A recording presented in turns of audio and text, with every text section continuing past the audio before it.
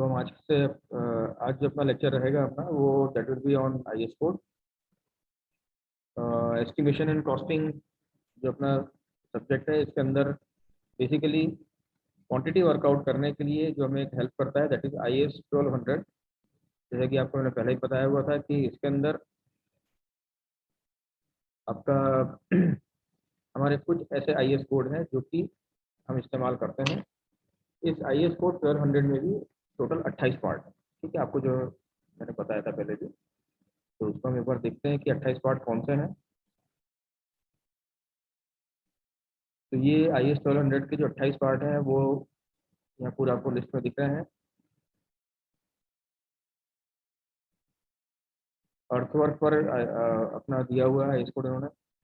Brick work है, concrete, stone machinery, form work, refractory work, hardware, steel iron, उसका roof covering, ceiling and lining, flooring and dado, plastering and pointing, washing painting, glazing, painting, polishing, water and sewer line, road works, demolishing, plumbing, gas and oil pipeline, woodwork, materials, piling, well foundation, tunneling, acid resistant, acid resisting tiles, mechanical earthwork and sound insulation work। तो ये 28 part अपने जो दिए हुए हैं अलग अलग items के ऊपर। मोर और लेस इसके अंदर अगर आप देखेंगे तो गिनती अगर करें तो 28 पार्ट हमारे होते हैं, बट इसके अंदर भी इसका जो जब हम टेक्स्ट पढ़ेंगे तो आप देखोगे कि इसके अंदर बहुत सारी चीज़ें कॉमन है, सिमिलर है, जो कि हम अगर एक बार अगर ठीक से किसी एक में पढ़ लें तो बाकी को फिर समझने में कोई दिक्कत हमको नहीं आएगी। ठीक है, तो सबसे पहले हम देखते हैं कि हमारा जो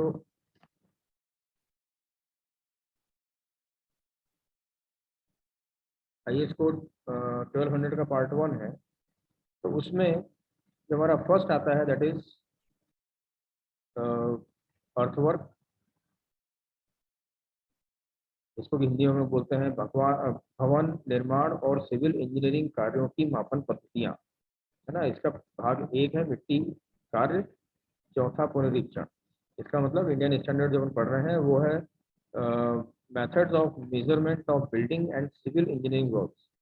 मतलब ये हमारे जो आईएस 1200 जो है उसका हेडिंग है। ठीक है, इसमें जो हमारा पार्ट 1 है ये है और अर्थ 1, जिसका कि 4th रिवीजन हुआ था और उसका मई 1994।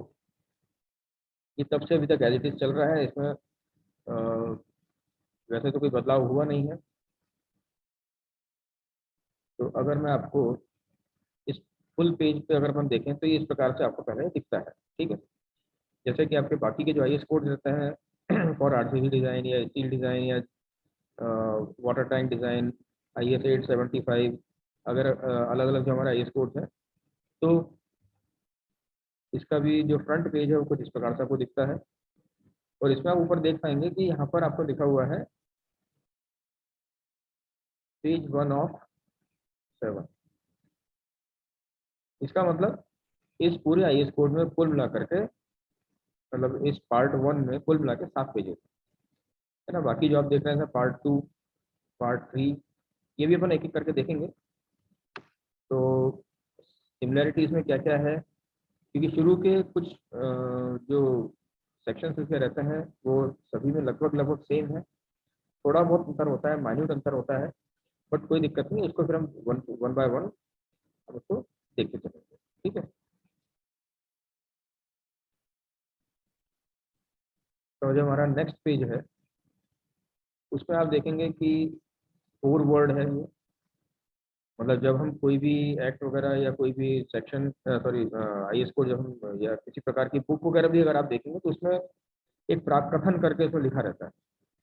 तो उसमें आईएस कोड के बारे में थोड़ा बहुत दिया हुआ है इसके अंदर। ये आपका जो आईएस कोड है इसमें जहाँ से शुरुआत होती है सेक्शन 1, तो हमेशा किसी भी आईएस कोड या एक्ट में अगर देखेंगे तो उसका स्कोप दिया रहता है, उसकी डेफिनेशन वगैरह भी दी रहती है उसके बाद में। तो स्कोप इसका क्या है, थोड़ा इसको हम बड़ा करके देखते हैं। यदि this standard part 1 covers the method of measurement of earthwork in building and civil engineering works. वैसे तो जनरली क्या होता है कि हमारे आपस में जो कॉन्ट्रैक्ट होता है उसके बेसिस पर हमारी मेथडोलॉजी या मेजरमेंट करने का जो तरीका रहता है वो सारी चीज़ें हम उसमें डिसाइड कर लेते हैं। बट कभी अगर कुछ ऐसा हो जाए कि किसी प्रकार का कुछ कॉन्फ्लिक्ट होता है या आपने हर चीज़ के बारे में मेजरमेंट की टेक्निक उसमें नहीं लिखी, मेथड ऑफ मेजरमेंट्स आपने अपने कॉन्ट्रैक्ट में नहीं लिखा, तो ऑटोमेटिकली जो हमारे आईएस कोड्स हैं वो प्रिवेल करते हैं और उनके अंदर जो दिया हुआ है हम उन गाइडलाइंस को फॉलो करते हैं और फिर उसके अनुसार अपना सारा काम करते हैं।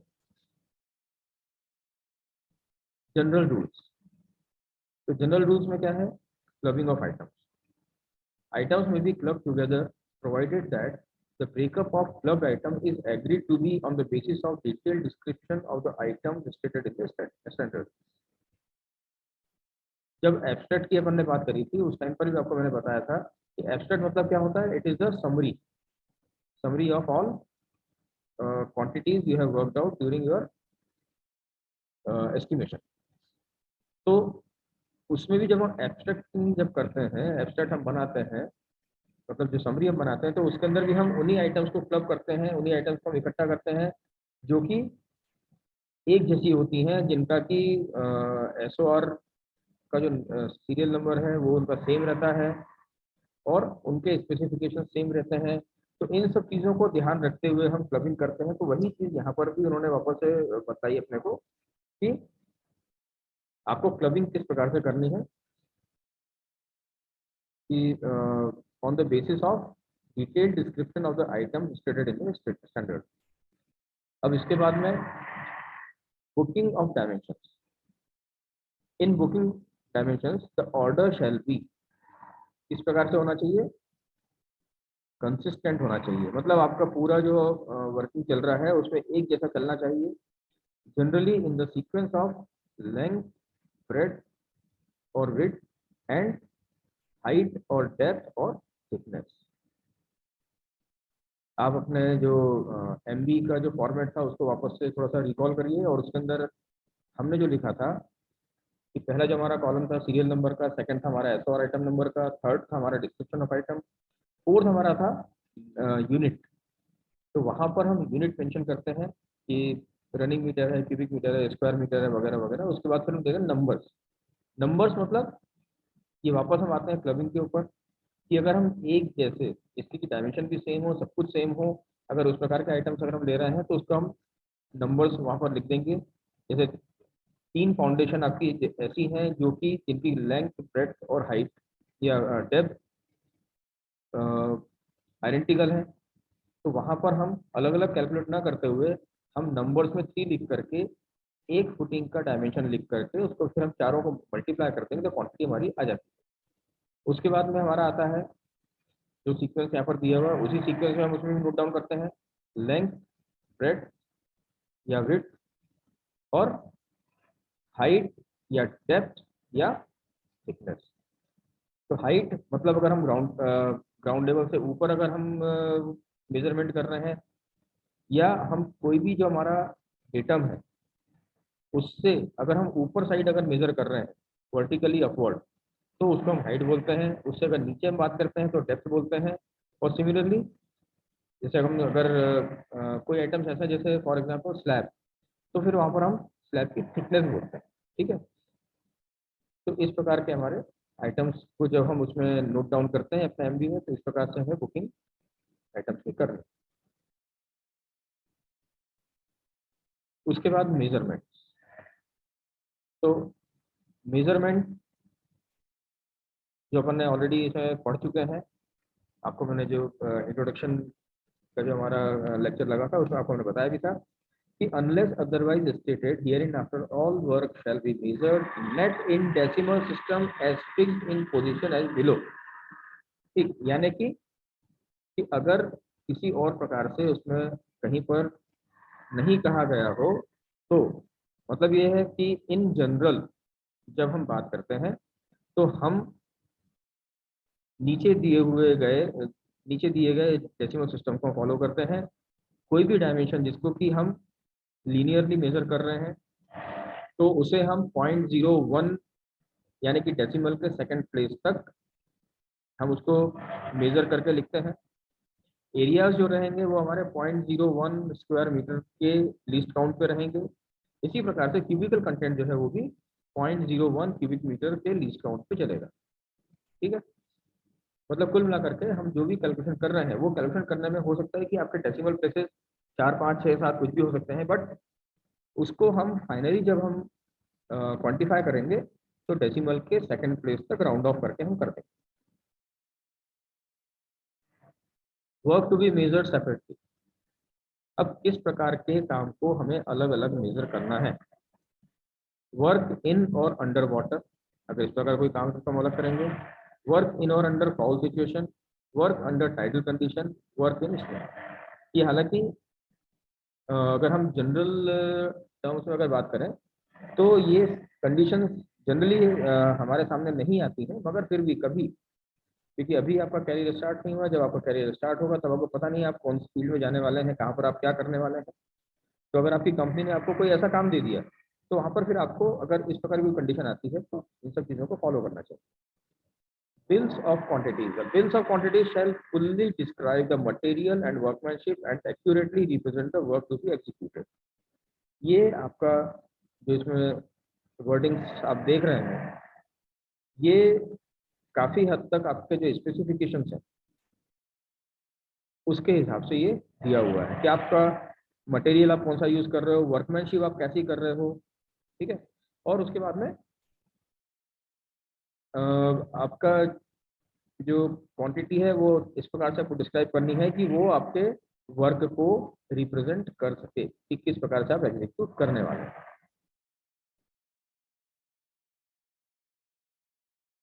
अब हम चलते हैं वापस अपने ये 2.5 के बाद में 2.6 पर। The following work shall not be measured separately and allowance for the same shall be deemed to have been made in the execution of main item. अभी कुछ काम ऐसे हैं जिनको कि हमें अलग से मेजर करने की जरूरत नहीं है, जो कि हम ये समझते हैं कि जो आपका काम दिया हुआ है करने के लिए उसके अंदर ये इंक्लूडेड है।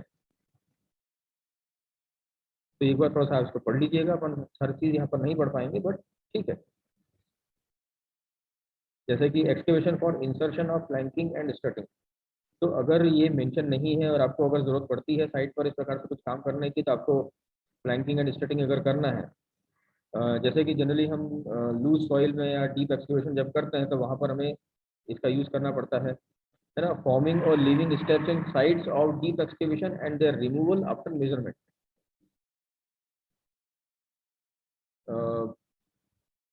जब हम डीप एक्सकेवेशन करते हैं तो वहाँ पर हमें स्टेप वाइज करना पड़ता है, स्टेप वाइज एक्सकेवेशन करना पड़ता है, तो जो कि हमारे मेजरमेंट के अंदर इंक्लूड होता है। तो इस प्रकार की जो चीज़ें हैं वो सब इसमें इंक्लूड रहती हैं। चलिए अब अपन आगे बढ़ते हैं। ये जो जनरल टर्म्स अपन ने जो देखी हैं अभी तक, ये आपको इस प्रकार की चीज़ें हर पार्ट में आपको मिलेंगी देखने के लिए, जो कि जनरल टर्म्स होती हैं आपको जो फॉलो करना होता है। अब हम आते हैं अर्थ वर्क के ऊपर, मतलब जो कि थोड़ा सा ज़्यादा स्पेसिफिकली अपन बात कर रहे हैं यहाँ पर। सॉफ्ट या loose soil, the materials to be excavated shall be classified as follows unless otherwise specified. हमें इस प्रकार के आइटम्स में उसको अलग अलग क्लासिफिकेशन करना चाहिए, है ना। जैसे कि सॉफ्ट एंड लूज सॉइल हमारा अलग रहेगा, हार्ड एंड डेंस सॉइल हमारा अलग रहेगा, मड इसके लिए हम अलग से वर्कआउट करेंगे। तो ये जब आप एसओआर देखेंगे तो एसओआर में भी आपको कुछ कुछ इस प्रकार की चीज़ें आपको मिलेंगी कि किस प्रकार की सॉइल है, तो उसमें जब हम किस प्रकार का एक्सकेवेशन कर रहे हैं तो उसके रेट कौन से लगेंगे। तो टाइप ऑफ सॉइल के बेसिस पर भी आपके रेट्स अलग अलग लगते हैं, और इसीलिए आपको इस प्रकार के क्लासिफिकेशन करने होते हैं। तो जैसा अब यहाँ पर आप देखिए थोड़ा सा कि हार्ड रॉक, हार्ड रॉक जब हमारी आ जाती है तो उसको फिर हमें दो तरीके से उसको हम एक्सकेवेट कर सकते हैं। एक आपका होता है जहाँ पर कि आपका ब्लास्टिंग की ज़रूरत पड़े, तो ब्लास्टिंग के लिए फिर कुछ परमिशन हमें चाहिए होती हैं। तो उसके बेसिस पर अगर आपको ब्लास्टिंग वहाँ पर अलाउड है तो आप करिए। जैसे कि अगर आप कहीं ऐसी जगह काम कर रहे हैं जो ओपन फील्ड है, जहाँ पर कि आसपास में एक लिमिटेड दायरा रहता है, उसके बाहर उसके अंदर कोई किसी प्रकार का रिहायशी या किसी और चीज कोई चीज़ नहीं है जो कि ब्लास्टिंग से अफेक्ट हो, तो वहाँ पर आपको अलाउड कर दिया जाता है।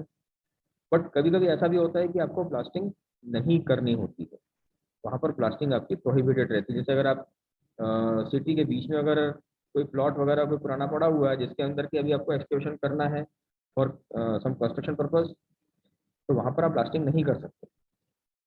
ठीक है, तो वहाँ पर फिर आपको विदाउट ब्लास्टिंग आपको हार्ड रॉक एक्सकेवेट करनी होती है। तो जब आप एसओआर देखेंगे तो एसओआर में भी ये लिखा हुआ है कि विदाउट ब्लास्टिंग और विद ब्लास्टिंग आपके अलग अलग रेट्स रहते हैं। तो डिपेंडिंग अपॉन द कंडीशन आपको फिर वो उस हिसाब से आपको मेथोडोलॉजी अडॉप्ट करनी है फॉर एक्सकेवेशन, और उस प्रकार फिर आपको रेट लगाना है।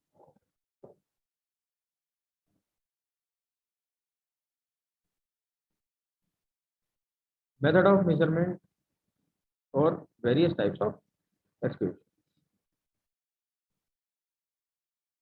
अब अलग अलग प्रकार के जो हमारे एक्सकेवेशन होते हैं उनकी मेथड ऑफ मेजरमेंट कैसी रहेंगी, किस प्रकार से रहेगी, वो सब इसमें दिया हुआ है। तो ये इसकी लैंग्वेज ऐसा कोई ज़्यादा हार्ड नहीं है। इसको अगर आप पढ़ने की कोशिश करेंगे तो आप बहुत सिंपल तरीके से इसको आप पढ़ पाएंगे और समझ पाएंगे। The measurement of excavation in earthwork including rock cutting shall be made as follows. Where the excavation is in trenches or from borrow pits in fairly uniform ground, the measurement of cutting trenches or borrow pits shall be made. Deadmen or telltales may be left at suitable intervals to determine the average depth of excavation. आप लोगों ने देखा होगा कहीं कहीं पर कुछ इस प्रकार का जब एक्सकेवेशन होता है, तो जैसे मान लीजिए कि आपका जो ग्राउंड है वो कुछ इस प्रकार का है, और अब आपको यहाँ पर एक्सकेवेशन करना है। तो जब आप एक्सकेवेशन करते हैं तो आप लोगों ने देखा होगा कि खासतौर से जहाँ पर गवर्नमेंट का वर्क चल रहा है, तो वहाँ पर जब आप एक्सकेवेट करते हैं तो बहुत बड़ा अगर आपका ग्राउंड है तो वहाँ पर क्या किया जाता है कि इस प्रकार से पूरा जब एक्सकेवेशन आपको करना है, तो जब एक्सकेवेट किया जाता है तो उसके बीच बीच में कुछ इस प्रकार के आपने देखा होगा कि कुछ इस प्रकार के मिट्टी के पिलर्स टाइप के छोड़ दिए जाते हैं, उनको एक्सकेवेट नहीं किया जाता है। ये इसलिए होता है ताकि आपको ये पता चल सके कि आपने जो एक्सकेवेशन किया है उसका ओरिजिनल टॉप लेवल क्या था और आप अभी तक कहाँ तक एक्सकेवेट इसको कर चुके थे। तो यहाँ से मतलब टॉप टू बॉटम अगर आप देखेंगे तो इसके टॉप से लेकर के एक्सकेवेशन के बॉटम तक जो डेप्थ आई है that will be your depth of excavation. और इनका फिर एवरेज निकाल करके हम इस प्रकार से इसके मेजरमेंट करने के बाद में इसका एवरेज निकाल करके हम फिर इसका पूरा मेजरमेंट करते हैं। ठीक है, तो इन्हीं को अपन बोलते हैं डेडमैन या टेलटेल्स। अब इसके बाद में आगे बढ़ते हैं अपन थोड़ा सा। Where the ground is not uniform levels shall be taken before the start after site clearance and after the completion of excavation. तो आजकल जो तरीका उसे अपनाया जाता है, मतलब अगर कोई छोटा मोटा अगर काम चल रहा हो तो अगर ठीक है हम वहाँ पर इस प्रकार के कुछ डेडमैन या टेलटेल्स हम छोड़ सकते हैं डेप्थ मेजर करने के लिए। लेकिन अगर बहुत बड़ा एरिया हमारा है जहाँ की हमको पूरा की पूरा एक्सकेवेशन ही करना है, फॉर एग्जाम्पल डैम का एक्सकेवेशन करना हमको, या फिर रोड के लिए हमको एक्सकेवेशन करना है, तो हम क्या करते हैं वहाँ पर एक्सकेवेशन करने के पहले हम अ, उसके ग्राउंड लेवल्स ले लेते हैं बाय लेवलिंग। लेवलिंग आपने पढ़ा होगा सर्वेइंग में।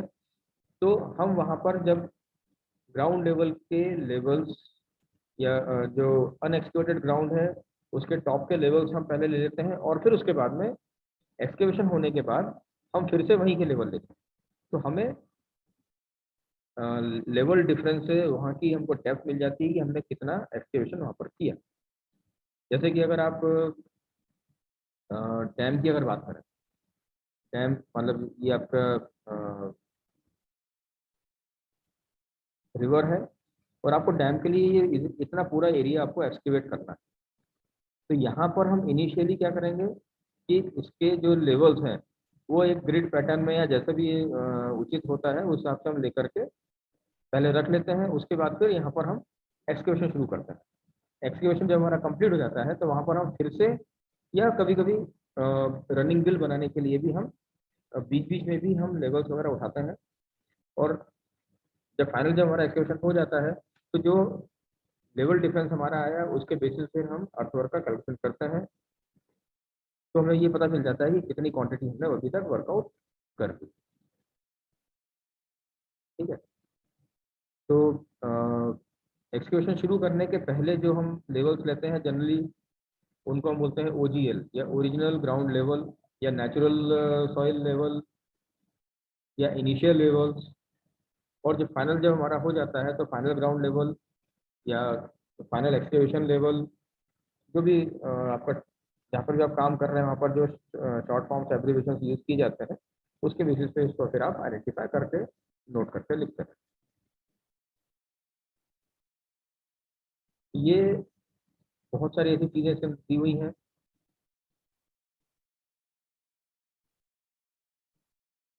अब एक बार इसको आप पूरे आईएस कोड को एक बार आप पूरा पढ़ें, वर्ड टू वर्ड पढ़ें।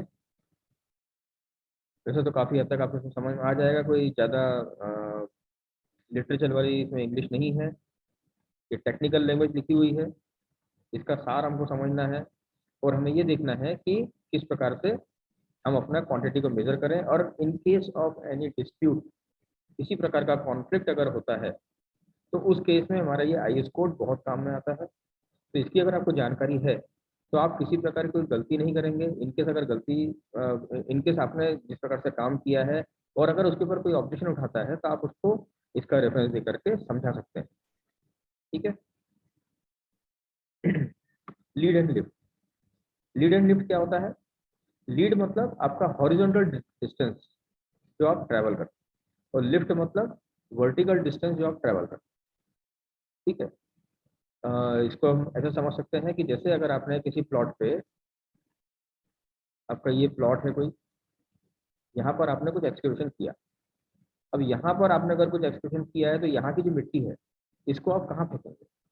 तो पता चल रहा है कि आपको मतलब एक डेजिग्नेटेड कोई प्लेस दी हुई है कि आपको यहाँ की एक्सकेवेशन की जो मिट्टी है वो आपको यहाँ पर लाके डंप कर। ठीक। तो ये जो डिस्टेंस है horizontal distance, this is lead. ये हमारी लीड कहलाती है। ठीक है। अब इसी प्रकार से अगर हम अ, इसका सेक्शन अगर काट के देखें तो अगर मान लीजिए आपने एक्सकेवेशन इतना कुछ कर दिया है और आपके जो एसओआर के हिसाब से एक्सकेवेशन की जो डेप्थ इसमें इंक्लूड होनी चाहिए, जनरली 1.5 मीटर इसमें दी जाती है कि 1.5 मीटर तक की जो डेप्थ है वो आपके रेट में इंक्लूड है।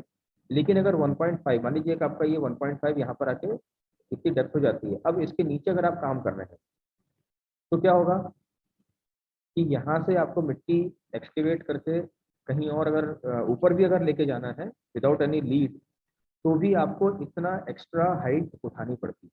ठीक है ना। तो इस एक्स्ट्रा हाइट को उठाने के लिए आप क्या करेंगे? आपको ज़्यादा मैन पावर लगेगा, ज़्यादा टाइम लगेगा, और तो सीधी सी बात है कि आपका इन्वेस्टमेंट भी उसमें ज़्यादा होगा। इसका मतलब आपको रेट भी ज़्यादा मिलने चाहिए। तो आपके एसओआर में भी अगर आप देखेंगे तो आपके उसमें भी लीड एंड लिफ्ट के लिए जो चैप्टर्स दिए हुए हैं उसमें इसके अलग अलग रेट्स आपको मिलते हैं। जैसे कि अपन ने फॉर्म वर्क के केस में देखा था कि अगर first two levels first two floor के लिए अगर आप फॉर्म वर्क कर रहे हैं उसके रेट अलग हैं। लेकिन अगर आप सेकंड फ्लोर से ऊपर अगर जाते हैं तो फिर आपके रेट अलग हो जाते हैं। क्यों? क्योंकि वहाँ पर आपकी लिफ्ट बढ़ जाती है। ठीक है ना। आपको उतना ज़्यादा हाइट पे अगर काम करना है तो आपको सारा मटेरियल ऊपर तक पहुँचाना है, आपका मैन पावर ऊपर तक पहुँचाना है, आपको सेफ्टी रखनी है, बहुत सारी चीज़ रहती है।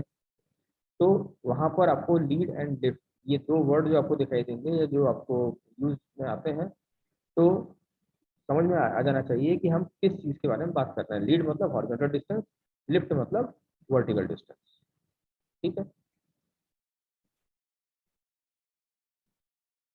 तो इस प्रकार से जब आप इस पूरे आईएएस कोड को पढ़ेंगे तो धीरे धीरे करके आपको समझ में आना शुरू हो जाएगा कि किस प्रकार से इसमें लिखा हुआ है और किस प्रकार से अपने को फॉलो करना है। अब ये आपका जो यहाँ पर आया है पेज नंबर 4।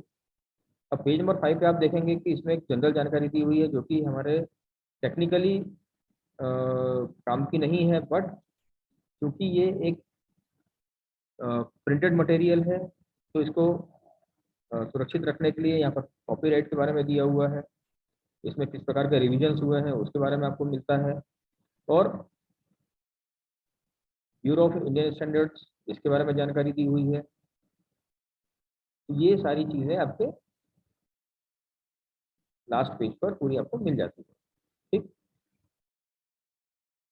तो बेसिकली हमारे जो काम की चीज़ें यहाँ पर हैं वो ऑलमोस्ट 2 से 3 पेज में आपको मिल जाती है। वो भी एक बार जब आप उसको पूरा पढ़ लेंगे तो आपको समझ में आ जाएगा कि हमें कितनी चीज़ काम की है और कितनी अभी फिलहाल काम में नहीं आएंगी, या हमें कभी ऐसी कंडीशन आती है तो तब हमारे को इसके जो सेक्शंस हैं वो ध्यान में रहने चाहिए कि कौन सा सेक्शन हमें कब कहाँ लगाना है। ठीक है। इसी प्रकार से आपका जो ये सेकंड नंबर का जो पार्ट है इसका, जो कि डील करता है इन कॉन्क्रीट वर्क्स। तो कॉन्क्रीट वर्क्स में भी जब आप शुरू के पेजेस देखेंगे तो आपको ऑलमोस्ट यही सब चीज़ दिखाई देंगी इसके अंदर। ये पूरी कमिटी है जिसने कि ये पूरा आईएस कोड बनाया है। ये फॉरवर्ड हो गया आपका। अब यहाँ से आपका मेन आईएस कोड चालू होता है जो कि आपका शुरुआत बताता है स्कोप से। ठीक है। तो यहाँ पर भी स्कोप के बारे में क्या बता रहा है कि this standard part 2 covers the method of measurement of concrete work in building and civil works. अब इसका clubbing of item, bill of quantity, description of item, ये सब जनरल टर्म, जनरल चीज़ें हैं जो कि आपको पता होनी चाहिए। उसके बाद फिर डायमेंशन अगर आप देखें तो वापस यहाँ पर वही चीज़ लिखी हुई है कि dimension shall be measured in nearest 0.01 metre except for the thickness of slab which shall be measured to nearest 0.005 metre. मतलब इसका जो लीस्ट काउंट है वो 5 mm का है। ठीक है ना। क्योंकि स्लैब की थिकनेस, क्योंकि स्लैब अपने आप में बहुत सिग्निफिकेंट अमाउंट रखता है, तो वहाँ पर हम, क्योंकि होता क्या है कि आपकी जो स्लैब्स हैं वो 125 mm, 100 mm, 110 mm इस प्रकार से उसकी थिकनेस डिज़ाइन होती है। तो वहाँ पर आपका 5-5 mm के हिसाब से आपको लिस्ट काउंट रखना पड़ता है। Area shall be worked out to nearest 0.01 square metre. Cubic content जो है 0.01 क्यूबिक मीटर रहेगा। पुटिंग ऑफ डायमेंशन वही जो अपन ने पहले पढ़ा था। Works to be measured separately, measurement in stages. अब यहाँ पर थोड़ा सा चेंज इसमें अर्थवर्क के हिसाब से चेंज हो गया है कि बिलो ग्राउंड या डेटम लेवल अगर आप काम कर रहे हैं या अबोव कर रहे हैं तो फिर वो हाइट एंड डेप्थ उस हिसाब से अपने को कंसिडर करनी चाहिए। अब यहाँ से हमारा कंक्रीट से रिलेटेड वर्क मेन जो उसका है वो शुरू होता है। तो पहला है lime concrete and bud concrete. तो ये हमें क्यूबिक मीटर मेजर करना है, साफ साफ बता दिया यहाँ पर इन्होंने। सीमेंट कंक्रीट वर्क जो कि हम जनरली करते हैं उसके बारे में फिर आपका आगे का ये पूरा शुरू होता है। तो concrete work shall be measured under following categories. Work in plain reinforced pre-stressed concrete shall be measured separately। प्लेन कंक्रीट हमारा अलग होता है, पीसीसी जिसको हम बोलते हैं। रेनफोर्स सीमेंट कंक्रीट यानी कि आरसीसी वर्क हमारा होता है। और प्री स्ट्रेस्ड कंक्रीट। तो ये 3 प्रकार की कंक्रीटिंग जनरली हम जो करते हैं उसके बारे में पूरा बताया है इसके अंदर कि हमें इन 3 कैटेगरी में आपको सेपरेटली मेजर करना चाहिए। Work in precast and casting situ. अब मेथोडोलॉजी के हिसाब से, ठीक है ना, प्रीकास्ट कंक्रीटिंग कर रहे हैं आप या कास्टिंग सीटू कर रहे हैं। प्रीकास्ट मतलब आपने पहले से कास्ट करके रख लिया है, उसको ला करके यहाँ पर आपको असेंबल टाइप में करना है। और कास्टिंग सीटू मतलब जहाँ पर आप काम कर रहे हैं वहीं पर आपको कंक्रीट डायरेक्टली पोर करना है और उसके बाद में फिर आपका ये पूरा शुरू हो जाएगा।